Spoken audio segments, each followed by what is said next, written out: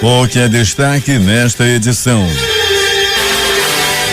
Entre os tribunais brasileiros, o Tribunal de Justiça do Amazonas é primeiro lugar no combate à violência contra a mulher. O Ministério Público Federal diz que o Estado brasileiro defende políticas da ditadura que causaram o genocídio do povo Waimiri-Truari. FVS emite alerta sobre sarampo, indicando a FMT como referência no atendimento. EML mantém banco para facilitar reconhecimento de corpos enterrados sem identificação. Supremo mantém poder do TSE para caçar diretamente parlamentares e governadores. Começa hoje a janela partidária que permite mudança de partido na eleição deste ano. Pressão do PT para livrar Lula da cadeia causa desconforto no Supremo. Câmara aprova pena maior para estupro coletivo e torna crime a importunação sexual. Placas de veículos devem começar a usar padrão do Mercosul daqui a 6 meses. Enquanto legisladores da Flórida aprovavam permissão para funcionários de escola portarem armas, outro tiroteio com morto acontecia em escola do Alabama. Cuba devolve a Bogotá ex-presidentes que participariam de ato da oposição em Havana. Quadrilha de ex-funcionário do Instituto de Identificação é presa por vender RGs falsos. Mais um túnel é descoberto em pavilhão de presídio na BR-174. Grávida e 2 crianças são baleadas em tentativa de assalto na Cidade de Deus. Uma mulher que estava com o bando morreu durante a troca de tiros. É o Jornal da Manhã que está começando. 5h49. Se é manchete, você ouve aqui. Jornal da Manhã, Rádio Difusora. Previsão do tempo.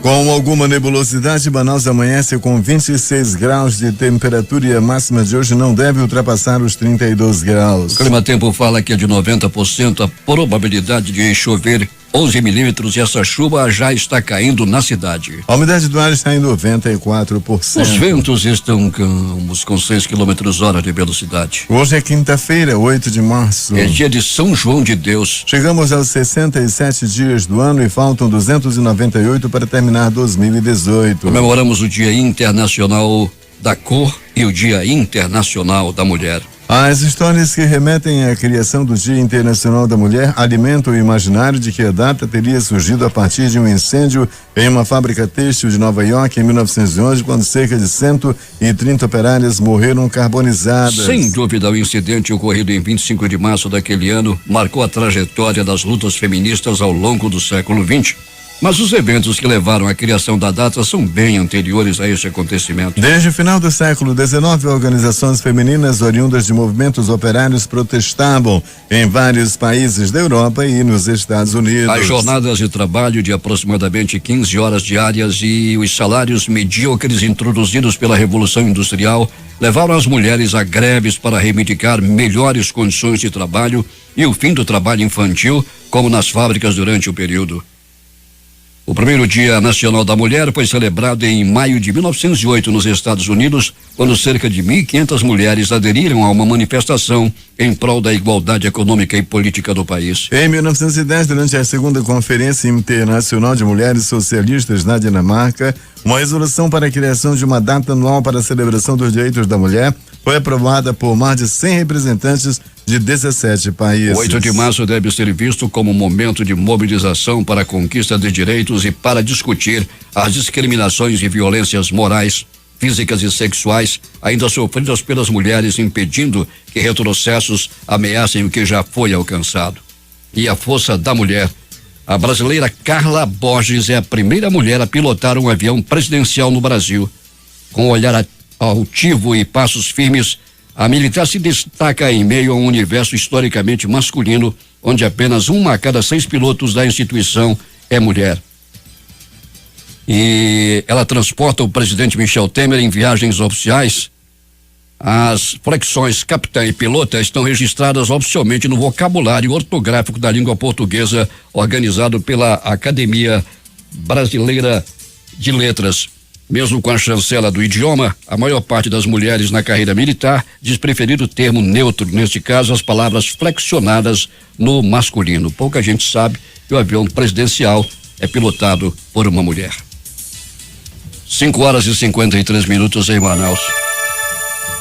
O Rio Negro diminuiu seu ritmo de subida nas últimas 48 horas. Na leitura de ontem, só 2 centímetros, deixando seu nível em relação ao mar em 24 metros e 45 centímetros. Com um grande fluxo de passageiros em suas estações de embarque e desembarque, o aeroporto Eduardo Gomes está operando normalmente. Principais registros da história. Em 1500, Pedro Álvares Cabral iniciava a viagem do descobrimento. No ano 2000, os Correios do Brasil lançam um selo em homenagem às mulheres pioneiras da aviação no país. Anésia Pinheiro Machado, Tereza de Marzo e Ada Rogato. Em 2014, o voo Malaysia Airlines 370 desaparece na rota de Kuala Lumpur para Pequim. Acredita-se que a aeronave caiu no Oceano Índico, na costa da Austrália, com a perda de todas as 239 pessoas a bordo. 5h54. Sejam bem-vindos ao Jornal da Manhã. Bom dia, Eduardo. Bom dia, Paulo. Bom dia, ouvintes.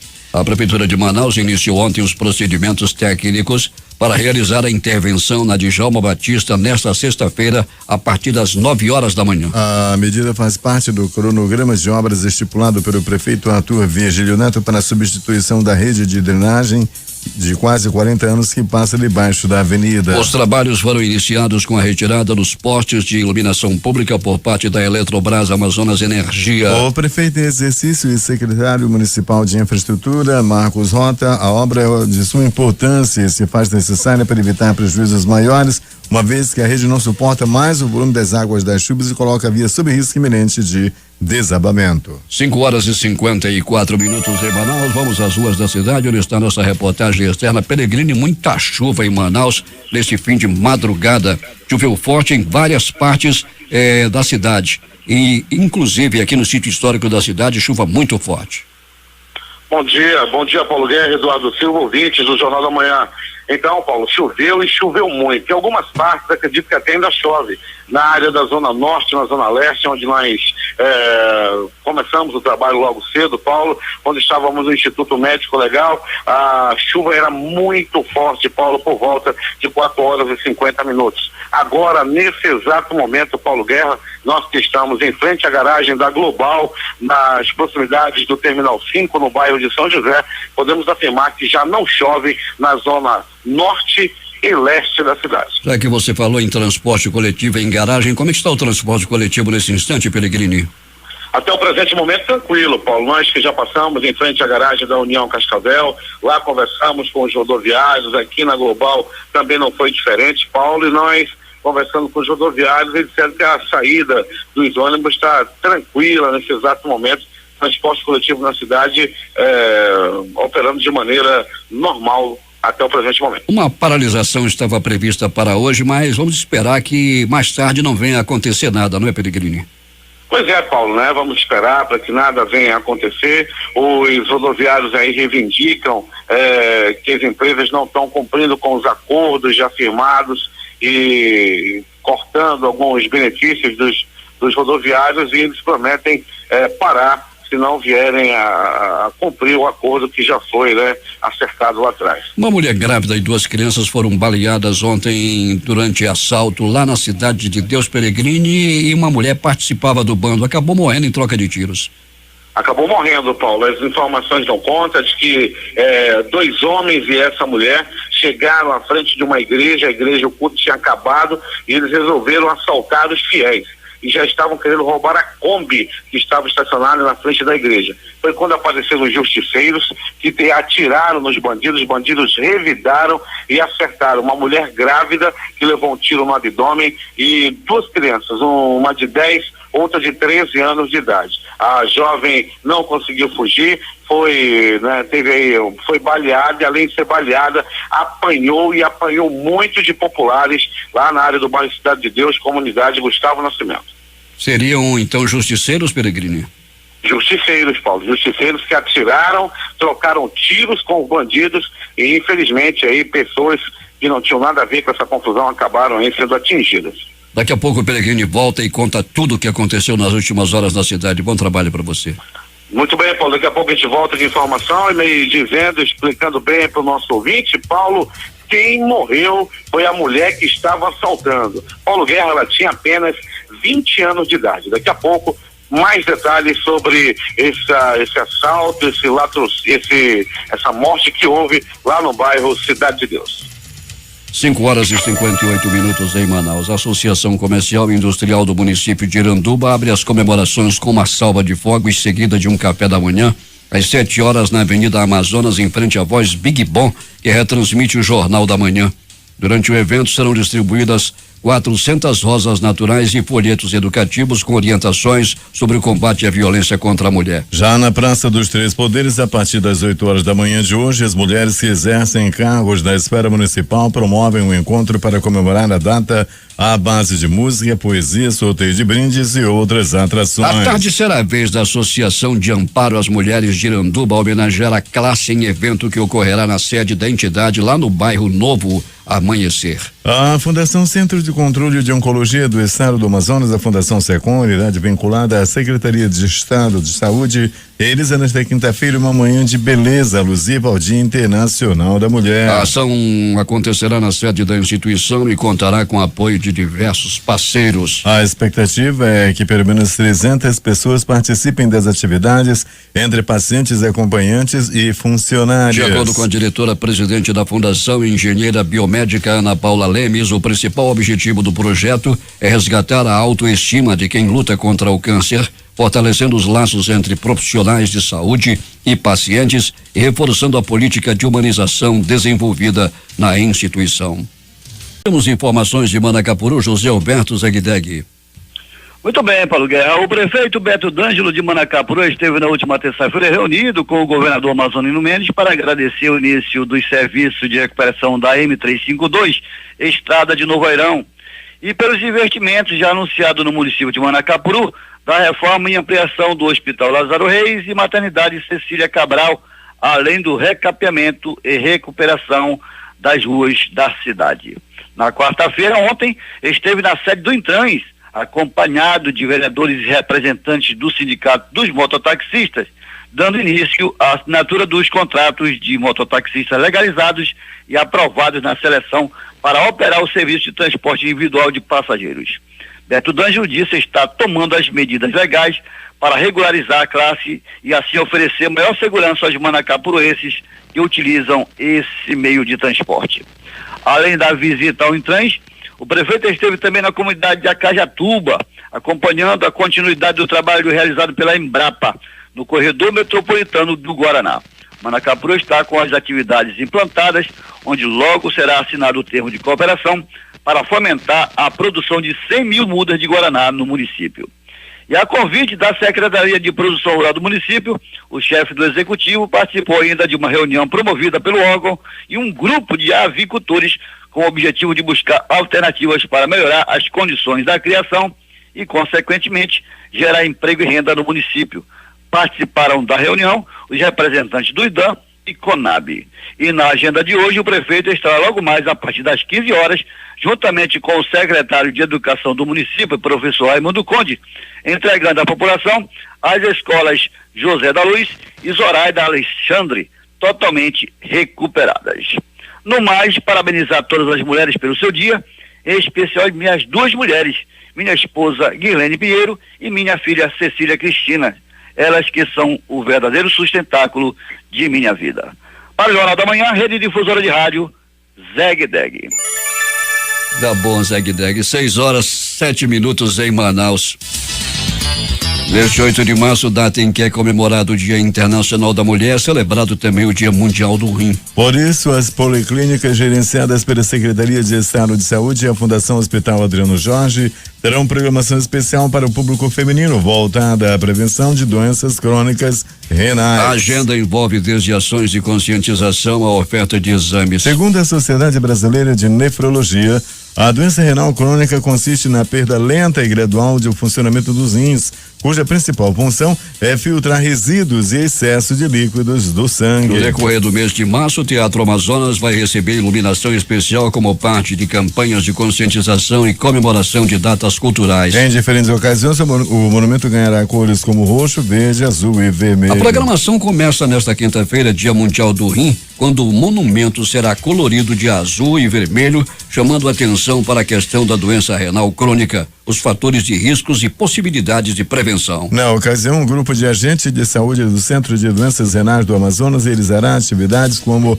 o tema Saúde da Mulher, cuide de seus rins, Largo de São Sebastião, também com o intuito de orientar a população a respeito das doenças renais. 6:08 em Manaus. A partir das 15 horas do próximo sábado, bairros da capital receberão diversas atividades gratuitas nas áreas de cultura, esporte, educação, lazer, turismo e segurança pública. A ação faz parte do programa Amazonas em Movimento, determinado pelo governador Amazonino Mendes e coordenado pelo vice-governador e secretário de Segurança Bosco Saraiva. O programa é voltado à prevenção da criminalidade na capital amazonense com atividades para toda a família. A programação ocorrerá nos bairros Tancredo Neves, Zumbi, Cidade de Deus, Monte das Oliveiras, Nova Cidade, Alvorada 2, Redenção, Campos Sales, Compensa, Japim, Educandos, Aleixo e Jorge Teixeira. Na área cultural, o público de diferentes zonas da cidade poderá conferir atrações musicais e circenses, além de espetáculos de teatro e dança. As atividades pesqueiras e agrícolas do município de Lábrea devem ser impulsionadas com os investimentos realizados nesta quarta-feira pelo Fundo de Promoção Social e Erradicação da Pobreza. Com investimentos da ordem de R$249 mil, o FPS entregou caminhão, trator agrícola, motor de popa e canoas para 3 associações de agricultores da cidade, que também celebrou 132 anos ontem. E será lançado hoje na sede do governo o projeto João e Maria, voltado a ações educativas e de mobilização da sociedade para o combate à violência contra crianças, adolescentes, idosos e mulheres. O projeto consiste na realização de palestras e envolvimento da sociedade por meio da disseminação de conteúdo sobre mecanismos de proteção para esses segmentos vulneráveis da população. O conteúdo abrangerá o Estatuto da Criança e do Adolescente, a Lei Maria da Penha e o Estatuto do Idoso, permitindo ampliar o conhecimento da população sobre as leis que asseguram direitos a crianças, adolescentes, idosos e mulheres. 6:10 em Manaus. O Instituto Médico Legal possui um banco de dados com impressões digitais, fotografias e amostras de DNA sobre corpos sepultados sem identificação. Com esses dados, familiares podem fazer o reconhecimento de um cadáver mesmo após o sepultamento como indigente. Em 2017, 80 pessoas foram enterradas nessa condição. De acordo com Daniela Cuchiqueni, gerente dos laboratórios de genética e de biologia do IML, neste caso, a identificação genética é feita por estabelecimento de relação de parentesco. Nesse caso, a identificação genética é por estabelecimento de relação de parentesco. É obtido um perfil genético da alçada ou do cadáver e comparado com os familiares que têm a pessoa desaparecida, para se investigar se aquela relação de parentesco realmente existe. Então, dessa forma, é feita a identificação pelo exame de DNA. Daniela também disse que os dados de perfis são mantidos por tempo indeterminado no banco de dados do laboratório e que software é o mesmo usado em países como os Estados Unidos. Este laboratório, assim como os demais do país, participa de um exercício internacional de controle de qualidade feito anualmente e é o que garante a qualidade das nossas análises aqui realizadas, além da capacitação contínua dos servidores aqui lotados e especializações feitas ao longo de todo o tempo e ao longo de toda a nossa carreira. Se você for assistir um documentário do FBI ou mesmo uma série de entretenimento, por exemplo, CSI ou alguma de perícia, você vai ver que são os mesmos equipamentos que temos aqui no laboratório que também são mostrados nesses países, nesses locais. Ainda de acordo com Daniela Cuchiqueni, as análises científicas são feitas nos laboratórios de biologia e genética humana, onde é possível também ajudar a desvendar um crime. Qualquer material biológico que seja passível de análise permite a obtenção de um perfil genético que é único, que nos individualiza, e esse perfil tem um papel extremamente importante para identificar quem estava na cena de crime, seja ele apenas como um presente ou principalmente como o autor desse crime. 6:12 em Manaus. A ampliação da eletrificação de áreas localizadas em vicinais e ramais do Distrito Agropecuário da Suprama foi discutida nesta quarta-feira entre o superintendente Apio Tolentino O deputado estadual Sinésio Campos e representantes do Ministério de Minas e Energia, da Amazonas Energia e de produtores rurais. O coordenador estadual do programa Luz para Todos, Robson de Bastos, pediu o apoio da SUFRAMA da implementação do programa nos locais com maior dificuldade de acesso dentro das áreas do DAS, ressaltando que o Luz para Todos será iniciado no dia 31 de dezembro deste ano. Tolentino salientou que a falta de suprimento de energia elétrica obriga investimentos adicionais dos proprietários, como o uso de transformadores, seja com a utilização de aparelhos geradores com motor a óleo ou diesel, o que representa aumento nos custos da produção e precariedade na qualidade de vida de quem não conta com o suprimento regular do benefício. O superintendente lembrou que a falta de regularização fundiária é o principal entrave para que ocupantes informais da área recebam benefícios como acesso à luz para todos. 6h13 em Manaus. O Ministério Público Federal do Amazonas apresentou recurso administrativo ao Conselho Nacional de Justiça contra a decisão que suspende a lotação de juízes nas varas da Justiça Federal em Tefé e Tabatinga. A medida foi determinada pelo Corregedor Nacional de Justiça, ministro João Otávio de Noronha. Pede também que sejam realizadas audiências públicas em Tefé e Tabatinga para consulta à população local sobre o tema, com a presença de representantes da Justiça Federal, do Ministério Público Federal, da Ordem dos Advogados do Brasil, Seccional Amazonas e demais órgãos interessados, informou em nota ao Ministério Público Federal. A Fundação de Vigilância em Saúde do Amazonas, órgão da Secretaria de Estado de Saúde, emitiu nesta quarta-feira nota técnica por meio da qual alerta os profissionais da rede de saúde para a necessidade de intensificação das ações de vigilância epidemiológica do sarampo e do diagnóstico diferencial. De acordo com o secretário estadual de Saúde, Francisco Deodato, a Fundação de Medicina Tropical, Dr. Heitor Vieira Dourado,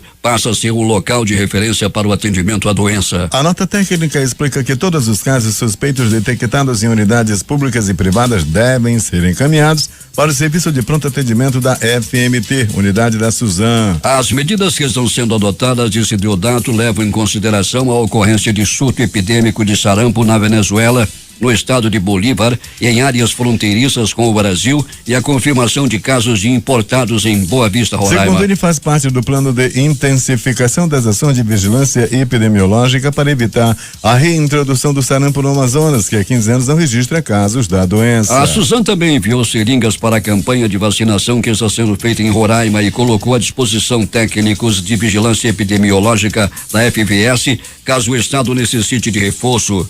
Também foi reforçada a vigilância epidemiológica e vacinação em municípios de fronteira, Presidente Figueiredo, do lado do Amazonas, e Rorainópolis, em Roraima. O diretor-presidente da FVS, Bernardino Albuquerque, ressalta que as equipes de saúde das unidades da capital e região metropolitana de Manaus está preparada para identificar e seguir os protocolos preconizados para o encaminhamento dos casos à unidade de referência da rede. Agora 6h15.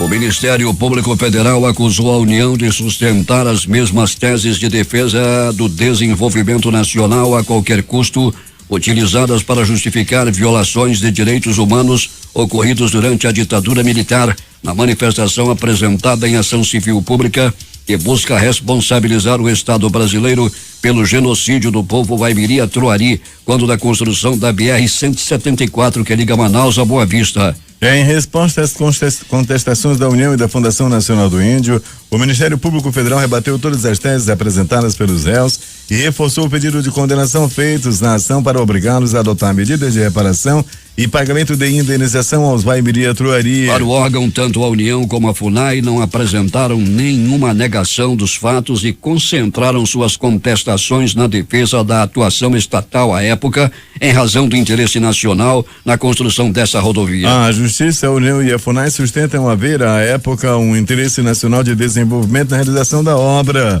O Ministério Público Federal avalia que o tema deve ser analisado de forma mais profunda. Ainda no documento apresentado à Justiça, o MPF aponta que peça da União reconhece a existência do trabalho da Comissão Nacional da Verdade, apesar de tentar justificar as violações com base no interesse soberano do Estado. Existe, no caso, uma curiosa contradição. A União defende os trabalhos da Comissão da Verdade, cujo relatório contém conclusões que coincidem com boa parte da narrativa apresentada na petição inicial, porém sustenta que a adoção das recomendações nela contidas estaria sujeita limita a um crivo discricionário do Poder Executivo que não seria passível de qualquer controle e destaca outro trecho da réplica. Ainda segundo o Ministério Público Federal, o raciocínio adotado na defesa dos órgãos processados é inadequado, uma vez que os fatos relatados pela Comissão Nacional da Verdade compreendem diversas violações de direitos humanos em relação aos quais é fundamental ir além da mera revelação para garantir as medidas de justiça e responsabilização necessárias. Para o coordenador do Grupo de Trabalho Povos Indígenas e Regime Militar do Ministério Público Federal, Júlio José Araújo Júnior, a manifestação da União demonstra que o Estado brasileiro segue pensando nos povos indígenas como grupos subalternos que devem se submeter aos projetos decididos pelo Estado. 6:18. Na semana em que se comemora o Dia Internacional da Mulher, o Conselho Nacional de Justiça divulgou os 10 tribunais de justiça do país que ultrapassaram 100% da meta 8, que trata do enfrentamento à violência doméstica e familiar contra a mulher, e o Tribunal de Justiça do Amazonas foi o primeiro nesse levantamento, atingindo o percentual de 142,86% de cumprimento da meta, além de promover outras ações. A média dos estados ficou em 97%. Os dados são baseados no balanço de 2017. Segundo o Tribunal de Justiça do Amazonas, a gestão atual desenvolveu uma série de ações no ano passado e que resultaram no balanço positivo do CNJ, e uma delas foi a redução do acervo processual. Em julho de 2016, por exemplo, o início da gestão, o primeiro juizado especializado no combate à violência doméstica e familiar contra a mulher na zona leste de Manaus contava com acervo de 10.614 processos, e desse número 3.631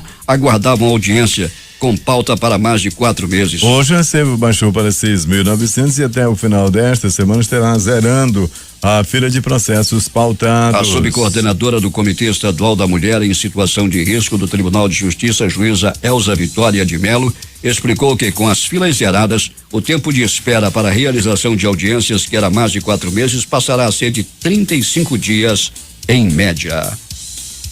Polícia.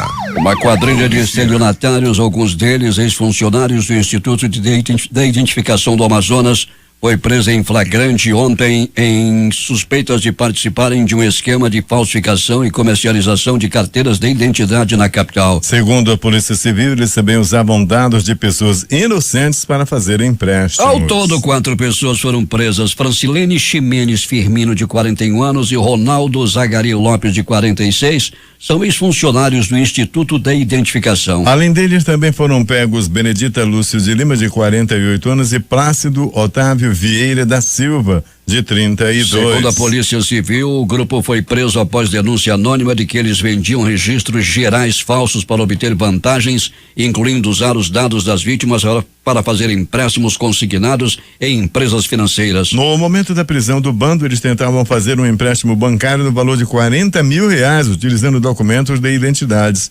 falsificados. Um túnel foi encontrado no final da tarde de ontem no pavilhão 5 do Centro de Detenção Provisória Masculino, localizado no quilômetro 8 da BR-174. A escavação foi descoberta após denúncia anônima em uma vistoria dos servidores da Secretaria de Estado de Administração Penitenciária, SEAP, e agentes da Humanizar e Gestão Prisional durante o procedimento de troca de tranca na unidade. O secretário de Estado de Administração Penitenciária, coronel da Polícia Militar, Cleitman Coelho, explicou que os indícios de que os detentos do CDPM estavam planejando uma fuga foram intensificados desde o último final de semana de Atualmente, visitas. o CDPM possui 1.310 presos, sendo 130 destes alojados no pavilhão 5, onde o túnel foi encontrado. Cleitman Coelho ressalta que o plano dos presos era que todos os 130 do pavilhão e mais alguns detentos que estão custodiados em outras áreas utilizassem a escavação para fugirem da unidade. 6:26 em Manaus. Roberto Pellegrini, o que mais aconteceu na cidade nas últimas horas? Muito bem. Do Jornal da Manhã, grande trabalho do Cleitman Coelho. Rapaz, os bandidos tudo pronto para fugir. Equipe do Coronel Cleitman Coelho evitou mais uma fuga em massa nos presídios da cidade. De polícia, Paulo Guerra e ouvintes do Jornal da Manhã, no Pronto Socorro, 28 de agosto, plantão considerado tranquilo durante toda a noite e madrugada. No Pronto Socorro João Lúcio, uma pessoa deu entrada vítima de agressão física, apanhou a murros, chutes, socos e pontapés. Já no pronto-socorro, João Lúcio, ainda do João Lúcio, Paulo Guerra, uma pessoa deu entrada, vítima de facada na barriga. Fato deu-se no bairro Nova Luz. O homem deu entrada por volta de 23 horas e 30 minutos. Era a noite de ontem, no pronto-socorro Platão Araújo. Um plantão agitado durante toda a noite e madrugada, principalmente após um assalto que houve também morte no bairro Cidade de Deus, ali na área da comunidade Gustavo Nascimento. 2 crianças, uma de 13, outra de 10, além de uma mulher grávida, deram entrada no pronto-socorro Platão Araújo dessa mesma ocorrência. Agora, as notícias do Instituto Médico Legal. Saiba agora quem foi para a pedra nas últimas 24 horas. Paulo Guerra e ouvintes do Jornal da Manhã, atenção. O corpo da professora Alessandra Gomes Teixeira, assassinada pelo próprio cunhado lá no município de Itacoatiara. Paulo Guerra, essa professora, o corpo foi liberado e já foi inclusive liberado para o sepultamento. Foi com muita comoção realmente que parentes e amigos estiveram no Instituto Médico Legal para liberar o corpo da professora. E atenção, noite de ontem no bairro Gustavo Nascimento, a morte, o assalto, a violência que toma conta da cidade também chegou no bairro Gustavo Nascimento. Bala, assalto e morte na área do Gustavo Nascimento. Tudo aconteceu assim. 19 horas e 30 minutos. Um grupo de evangélicos saíram da igreja no bairro Gustavo Nascimento quando 3 bandidos, 2 homens e uma mulher, chegaram e estavam fazendo aquele famoso arrastão nos fiéis. Estavam levando tudo que vinham pela frente. A intenção era levar o carro também que estava na frente da igreja, uma Kombi.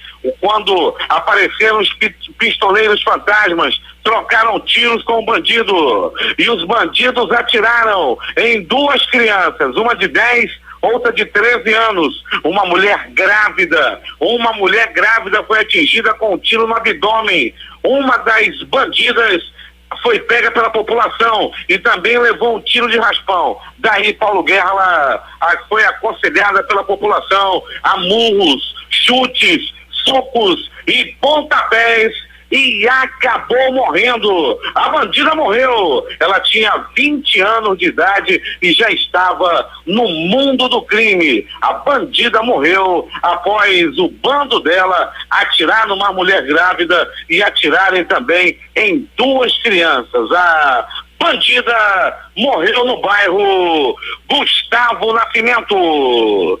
O Instituto Médico Legal realizou nas últimas 24 horas 77 exames de corpo de delito. A reportagem foi de Alberto Pellegrini para o Jornal da Manhã. Esportes. Vamos começar falando de loterias e da Mega Sena concurso 2020. Não houve ganhador na Sena. A estimativa de prêmio para o próximo concurso no dia 10 é de 45 milhões. A quina saiu para 46 apostas, cada uma vai receber R$67.325,96. A quadra teve 4.530 apostas ganhadoras com premiação de R$976,66. As dezenas da Mega Sena no concurso 2020 foram estas: 02, 36, 46, 48, 57 e 60. Repetindo: 02, 36, 46, 48, 57 e 60. Manaus e Rio Branco empataram em 1-1 pela Copa Verde, Confronto da volta está marcado para o próximo dia 18 na Arena da Floresta, lá em Rio Branco, no Acre. O Manaus Futebol Clube joga ainda no sábado, dia 10, pelo Barizão contra o Rio Negro. Ainda pelo campeonato estadual, o jogo Fast São Raimundo, marcado para sexta-feira, foi transferido para domingo lá em Manacapuru. Os jogos de ontem, começando pelo campeonato carioca. Vasco 0, Fluminense 0. Boa Vista 0, Flamengo 3. Campeonato Gaúcho. Cruzeiro 0, Internacional também 0. Caxias 1, São Luís também 1. Campeonato Paulista. Lenense 1, Santo André 0. Novo Horizontino 2, Santos 1. Corinthians 1, Mirassol 0. Liga dos Campeões da Europa. Tottenham 1, Juventus de Virada 2. Manchester City 1, Basel 2. O Manchester foi surpreendido, mas se classificou. Os jogos de hoje. Às 20h30, pelo Campeonato Paulista, jogam Palmeiras e São Paulo. 19h15, Copa Sul-Americana, Mineiros e Nacional do Paraguai. Rampla Júniores e Universidade Cajamarca. Às 21h30 jogam América de Cali e a Defensa e Justiça, e ainda Sport Huancayo e União Espanhola. Durante o clássico entre Sport e Santa Cruz nesta quarta-feira na Ilha do Retiro, uma confusão tomou conta da arquibancada destinada à torcida coral. Com direito a pânico e muita correria após um enfrentamento de alguns tricolores com a polícia militar, 60 torcedores tiveram que ser atendidos no gramado e 25 deles foram levados às pressas para a unidade de pronto atendimento da Abdias de Carvalho, a mais próxima do estádio. Muitos deles em estado grave. O jogo terminou em 1-1. Os legisladores da Flórida aprovaram nesta quarta-feira um projeto de lei estadual sobre segurança em escolas com medidas que incluem a autorização de que alguns funcionários de escolas portem armas e o aumento da idade mínima exigida para a venda de rifles. O texto foi encaminhado para que seja aprovado pelo governador Rick Scott. Uma estudante morreu e outro ficou ferido num tiroteio numa escola de ensino médio no estado do Alabama nesta quarta-feira. As autoridades acreditam que se tratou de um acidente, segundo a mídia local. As organizações humanitárias internacionais decidiram adiar o comboio humanitário que devia entrar nesta quinta-feira em Guta Oriental, reduto rebelde nos arredores de Damasco, na Síria, devido aos ataques dos combatentes opositores, informou o exército russo. Eles decidiram adiar o comboio humanitário previsto para hoje para outra data devido aos ataques dos militantes que se tornaram mais frequentes, disse o general Yuri Evtushenko, chefe do Centro Russo de Reconciliação entre as Partes na Síria. O comboio devia seguir para a cidade de Duma na manhã de hoje, acrescentou o responsável militar de Guta Oriental, segundo as agências russas. 6h42. Apesar da intervenção na segurança pública, o Rio segue convivendo com muita violência. Ontem à noite, 2 pessoas morreram e outras 2 ficaram feridas em um tiroteio na Praça São Salvador, em Laranjeiras, na Zona Sul. O governo de Cuba impediu a entrada e mandou de volta a Bogotá nesta quarta-feira os ex-presidentes Roger Quiroga, da Bolívia, e Andrés Pastrana, da Colômbia, que viajaram a Havana para receber o prêmio que leva o nome do falecido dissidente cubano Oswaldo Payá.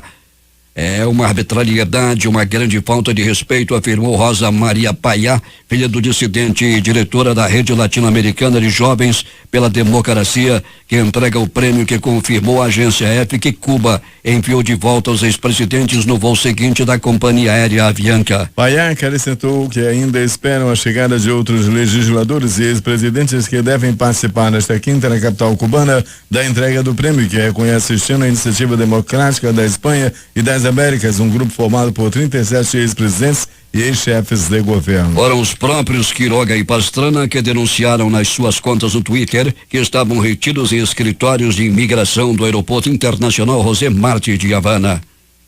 O prazo para as placas de veículos adotarem o padrão dos países do Mercosul vai começar daqui a 6 meses, no mês de setembro, mais precisamente. A resolução deve ser publicada nesta quinta-feira no Diário Oficial da União. Primeiro, a nova placa deverá ser usada nos modelos 0 quilômetro. Os modelos usados terão até 2023 para mudar. A nova placa vai ter uma tarja azul, bandeira do Brasil e outra configuração de letras e números. Além disso, contará com um chip e um código para facilitar a identificação dos veículos roubados ou clonados nos países do Mercosul. Começa nesta quinta a chamada janela partidária que permite a deputados deputados federais e estaduais candidatos na eleição deste ano mudar de partido sem correr risco de perder o mandato. O período se encerra à meia-noite do dia 6 de abril. Nesta quarta, durante o ato do PSL com Bolsonaro na Câmara, o partido anunciou que 7 parlamentares de outras legendas devem se filiar à sigla hoje, mesmo dia em que o próprio Bolsonaro formalizará a filiação. Colegas da ministra Carmen Lúcia no Supremo Tribunal Federal já percebem desconforto da presidente da Corte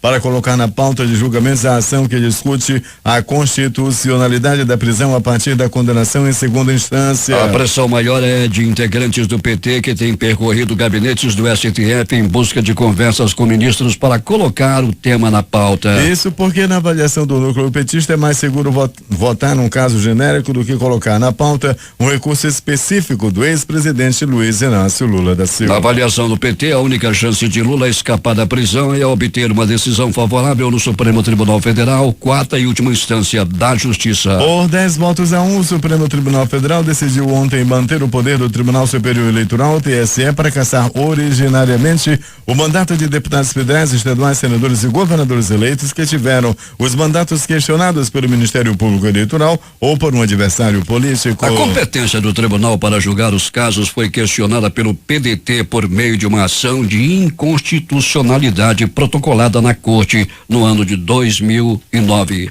6h46.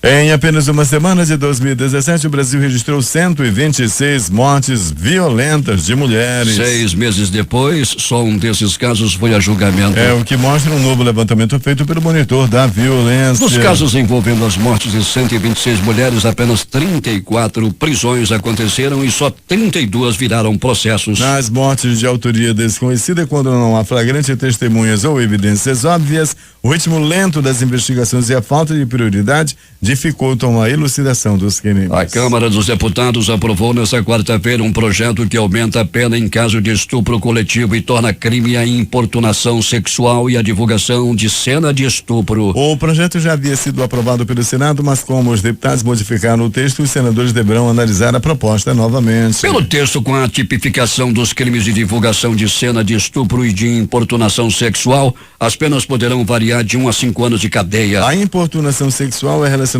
à prática de ato libidinoso na presença de alguém sem concordância dessa pessoa. Na prática, o crime pode enquadrar, por exemplo, os casos de homens pegos em veículos de transporte público se masturbando ou ejaculando em mulheres. Hoje, esse comportamento é classificado como contravenção penal, punido somente com multa. Atualmente, o crime de estupro prevê penas de 6 a 10 anos de cadeia. Se for cometido por 2 ou mais pessoas, a pena aumenta em 1/4. Pelo projeto aprovado na Câmara, a pena para esse tipo de crime aumentará de 1/3 a 2/3. O texto também prevê aumento de pena em 1/3 se o crime for cometido em local público ou transporte público ou se o ato ocorrer durante a noite em lugar ermo com emprego de arma ou qualquer meio que dificulte a defesa da vítima. Nesse Dia Internacional da Mulher, e aos 34 anos, a capitã da Força Aérea Brasileira, Carla Borges, é a primeira mulher a pilotar um avião presidencial aqui no Brasil. Com o olhar altivo e os passos firmes, a militar se destaca em meio a um universo historicamente masculino, onde apenas 1 a cada 6 pilotos da instituição é mulher. Carla também foi a primeira mulher a integrar o Esquadrão Escorpião, localizado no estado de Roraima, que emprega o modelo A-29 Super Tucano na defesa das fronteiras do país. O pioneirismo se repetiu dessa vez quando ela se tornou a primeira mulher a chegar ao seleto grupo da aviação de caça. Em pouco mais de 10 anos de carreira, Carla acumulou mais de 1.500 horas de voo no comando de 9 modelos diferentes de aeronaves. Durante todo esse período, ela disse não ter sentido diferença de gênero no tratamento entre os colegas militares dentro da FAB. Apesar disso, a capitã recorda o fato de ainda na primeira turma de mulheres aviadoras em 2003, compor um grupo de apenas 20 mulheres em um universo de 180 pessoas. A Força Aérea Brasileira só passou a aceitá-las na corporação a partir de 1982. Pouca gente sabia que é uma mulher que comanda o avião presidencial. 6h49. Os principais jornais do país e seus destaques de capa. O Globo do Rio de Janeiro. Lava Jato pode dar dinheiro para a segurança pública do Rio. Hoje, a Folha de São Paulo estampa. Importunação sexual como crime passa na Câmara e vai ao Senado. O Estado de São Paulo. A agência desiste de gatilho que aumenta a conta de água em São Paulo. Planalto Central, capital da República, Correio Brasiliense. Ex-presidente da Petrobras, Aldemir Bendina, é condenado a 11 anos de prisão. Valor econômico. Dólar sobe 1,1% com queda das commodities e temor de guerra comercial. Estado de Minas. Governo confirma crédito de 10 bilhões para municípios investirem em segurança. Jornal do Comércio no Recife. Recife é a 22ª cidade mais violenta do mundo, segundo ONG mexicana. Fortaleza Diário do Nordeste. Ministério da Segurança autoriza a instalação do Centro Regional da Inteligência da Polícia Federal no Ceará. Edições impressas locais do Centenário Jornal do Comércio. Elas fazem a diferença. Os destaques e a crítica. TRE absolve prefeito Arthur Neto. Ranking, Manaus é a 34ª mais violenta do mundo. Em tempo. Nada a comemorar. 40 mil crimes contra a mulher. Estas foram as principais notícias de ontem e as primeiras de hoje. Termina aqui o Jornal da Manhã. Participaram desta edição reportagens José Alberto Zegdeg e Alberto Pellegrini. A operação de áudio foi de Itamar Jardina e Hamilton Cabral. A apresentação, Eduardo Silva e Paulo Guerra. Próxima edição amanhã às 5h45. Em instante chega aqui mais um campeoníssimo de audiência. Valdir Correia e o programa que leva a sua assinatura. Bom dia.